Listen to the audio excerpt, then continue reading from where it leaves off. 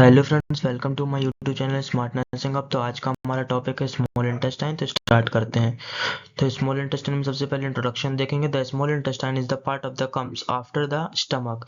मतलब कि इंटेस्टाइन जो होती है, स्मॉल इंटेस्टाइन जो होती है, किसका पार्ट थी पहले? हमारे स्टमक का। It is more than 5 metre long. इसकी जो लेंथ होती है मोर देन, हम कम से कम ये 5 मीटर से लंबी होती है। It lie inside the abdominal cavity, और ये हमारे एब्डोमिनल कैविटी के पास प्रेजेंट होती है। Here the digestion is complete and the most of the nutrition are absorb. मतलब कि यहाँ पर जो हमारे सारे डाइजेशन कंप्लीट होते हैं और यहाँ पर बहुत सारे न्यूट्रिशन क्या होते हैं, एब्जॉर्ब हो जाते हैं। The parts of the small intestine, मतलब कि जो स्मॉल इंटेस्टाइन है वो यहाँ पर 3 पार्ट्स में डिवाइड होती है। जैसे कि फर्स्ट वो हो गया ड्यूडेनम, जियोजेनम एंड इलियम। तो ये देखते हैं क्या क्या पार्ट्स होते हैं। तो सबसे पहला पार्ट्स ऑफ स्मॉल इंटेस्टाइन में सबसे पहले duodenum.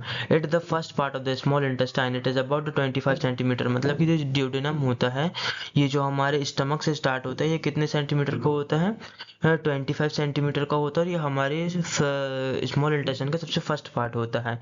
It forms a curve around the heart of the pancreas. मतलब कि हेड ऑफ द पेनक्रियाज। मतलब कि ये जो स्मॉल क्या बोलते हैं, ड्यूडेनम जो होता है स्मॉल इंटेस्टाइन में, ये इधर से ना एक कर्व शेप से प्रेजेंट होता है, और ये हमारे पेनक्रियाज के पास पेनक्रियाज के हेड के पास प्रेजेंट होता है। The pancreatic ducts and the bile ducts open into the duodenum. मतलब कि जो पेनक्रियाज होते हैं और जो बाइल्स होते हैं, गॉल ब्लैडर से जो बाइल सेक्रेट होता है, जो पेनक्रियाटिक से पेनक्रियाज से पेनक्रियाटिक डक्ट स्टार्ट होते हैं, वो कहाँ से हमारे स्मॉल इंटेस्टाइन में प्रेजेंट करते हैं? डक्ट से प्रेजेंट करते हैं। This opening is controlled by the sphincters of Oddi. मतलब कि ये जो ओपनिंग्स होती हैं यहाँ पर स्मॉल इंटेस्टाइन की ड्यूडेनम के पास, वो किसके थ्रू ओपन होती हैं? ओबिल्स का एक स्प्रिंचर होती है, मतलब ओपनिंग्स होती हैं। Here the creamy mixed with the bile and the pancreatic juice and the digestion start। मतलब कि जो यहाँ पर ड्यूडेनम के पास क्या होता है कि जो हमारा फूड होता है उसमें कुछ क्रीमी मिक्सचर्स, जैसे कि क्या बोलते हैं उसको, गैस्ट्रिक जूस हो गया, और क्या बोलते हैं पैनक्रियाटिक जूस होता है, यहाँ से हमारी स्मॉल इंटेस्टाइन में एंटर हो जाता है। अब सेकंड देखेंगे jejunum. It is the middle part of the small intestine. It is about 2 metre long and it is continuous form to the forward as the ileum. मतलब कि जो जियोजेनम होता है ये हमारे स्मॉल इंटेस्टाइन का सेकंड पार्ट है, और इसके 2 मीटर्स लॉन्ग होते हैं, और ये कंटिन्यू होता चला जाता है हमारे आगे चल के इलियम में। ये जो बीच में सबसे ज़्यादा जो प्रेजेंट होता है ये इलियम है, सॉरी जियोजेनम है। अब थर्ड हम देखेंगे ileum. It the largest part of the small intestine. It is about 3 metre long. It open into the सीकस, the first part of the large intestine. मतलब कि जो इलियम होता है ये सबसे लास्ट पार्ट होता है हमारे स्मॉल इंटेस्टाइन का, और ये हमारे ओपन की तरफ पर होता है सीकस में। सीकस क्या है? सीकस एक लार्ज इंटेस्टाइन का सबसे फर्स्ट पार्ट होता है।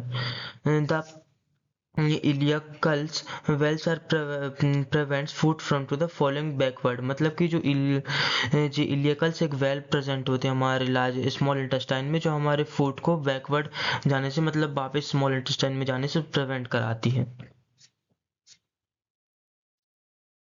अब देखेंगे structure of small intestine. The walls of the small intestine has the some basic structure as the rest of the alimentary canal. मतलब कि जो स्मॉल इंटेस्टाइन में कौन कौन से स्ट्रक्चर प्रेजेंट होते हैं वो देखेंगे, जो हमारे एलिमेंट्री कैनाल की तरह ही सेम होते हैं। The mesentery as a fold of peritoneum attach by the jejunum and the ileum of the back of the abdominal cavity. मतलब कि जो पेरिटोनियम लेयर होती है हमारे एब्डोमिनल कैविटी में, उससे क्या क्या अटैच होते हैं? जियोजेनम और इलियम। अब देखेंगे स्मॉल इंटेस्टाइन के इंटरनल स्ट्रक्चर कौन कौन से हैं। तो सर्कुलर फोल्ड फर्स्ट है हमारा, सर्कुलर फोल्ड जिसको रेगस बोलते हैं। In the inner surface has the permanent circular fold is called ragus.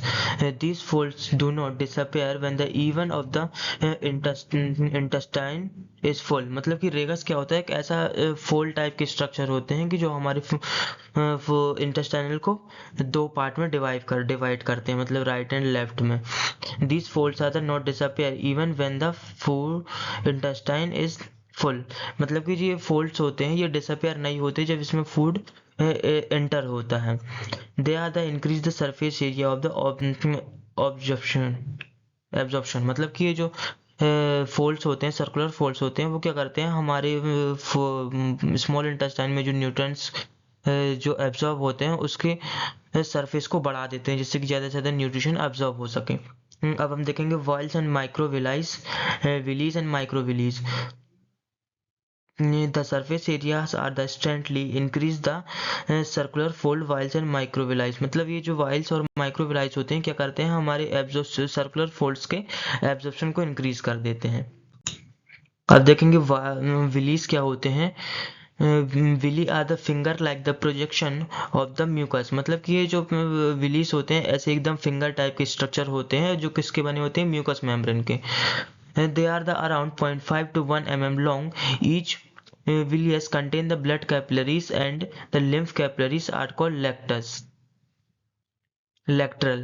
मतलब कि ये जो वाइल्स होते हैं ये किससे बने होते हैं, हमारे ब्लड वेसल से और ब्लड कैपिलरी से और लिम्फ कैपिलरी से बने होते हैं, जिनको क्या बोलते हैं, लैक्टिस। और ये 0.5 से लेके 1 mm मिलीमीटर तक ये लॉन्ग होते हैं। और लैक्टिस क्या है, जिससे बने होते हैं उनको बोलते हैं लैक्ट्रल्स।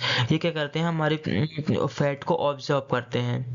Lactis are help in absorbing fat. मतलब कि जो ये लैक्टल्स होते हैं इनको एब्जॉर्ब करते हैं। अब माइक्रोविलीज क्या होते हैं, जो वाइल्स के अंदर प्रेजेंट होते हैं, जैसे कि स्ट्रक्चर में देख रहे हैं, एक वाइल्स के अंदर छोटे छोटे छोटे छोटे माइक्रोविलीज प्रेजेंट होते हैं।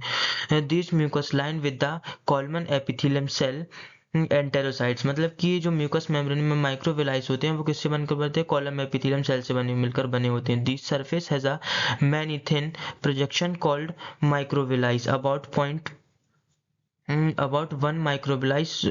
Micrometer long. ये जो विलाइस होते हैं ये क्या करते हैं, कम से कम 1 माइक्रोमीटर लॉन्ग होते हैं। They are further increase the absorption area. मतलब कि ये जो क्या करते हैं, हमारे एब्जॉर्प्शन एरिया को बढ़ाते हैं, जिससे कि हमारा बहुत सारी न्यूट्रिशन, प्रोटीन्स, फैट्स वगैरह एब्जॉर्ब हो सके। इनका काम क्या है, Digestion is completed in the small intestine. Carbohydrate, protein, fats are absorbed here. The intestinal glands between the vials are tubules, intestinal glands। मतलब कि यहाँ पर वाइल्स है, विलीज और माइक्रोविलीज हैं, यहाँ पर क्या होता है, बहुत सारे क्या बोलते हैं, कार्बोहाइड्रेट, प्रोटीन्स, फैट्स का एब्जॉर्प्शन हो जाता है। और जो हमारे स्टमक से जो क्या बोलते हैं गैस्ट्रिक जूस आता है, और इंटेस्टाइनल ग्लैंड से जो इंटेस्टाइनल जूस आता है उसको क्या करता है, ये एब्जॉर्ब करके डाइजेशन में हेल्प कराता है। The surface of cells are vials continuously replace every 3 to 5 days। मतलब कि जो सरफेस होता है माइक्रोविलीज का, ये अपने आप ये जो इनकी सेल की डेथ हो जाती है और न्यू सेल ग्रोथ हो जाते हैं कितने दिनों में, 3 से 4 डेज, 3 to 5 डेज में, 3 से 5 दिनों के अंदर ये न्यू सेल्स यहाँ पर ग्रोथ हो जाती है। Lymphatic tissue and the lymphatic tissue player patches and many lymph nodes are the present throughout the small intestine। मतलब कि बहुत सारे lymph nodes होते हैं जो हमारे small intestine के पास present होते हैं। small ones are called solitary lymph follicles। मतलब कि यहाँ पर कुछ ऐसे अलग टाइप के lymph nodes present होते हैं जिनको क्या बोलते हैं, solitary lymph follicles। the larger ones is called Purley patches। मतलब कि जो बड़े साइज के होते हैं वो क्या होते हैं, प्रिली पैचेस होते हैं। They are found the mainly ileum and the help to the fight harmful micro organism. ये जो लिम्फ नोड्स होते हैं प्रिली पैचेस करके ये क्या करते हैं, हमारे हार्मफुल बैक्टीरियाज को किल करते हैं।